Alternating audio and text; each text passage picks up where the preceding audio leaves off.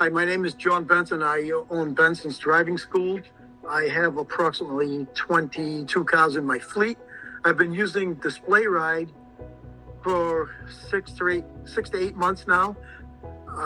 In the last few months since I've had it, I've had 3 opportunities where I've had a customer complain about a treatment. I've been able to access my video footage and determine whether that was correct or incorrect. So happens in those 3 occasions, the person making the claim was incorrect in that.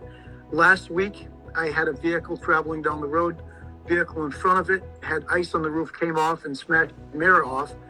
I was able to take that footage and the license plate and follow up with the state police to get that person to reimburse me. So DisplayRide has been a very useful tool for me in my business, and I'm glad that I got it.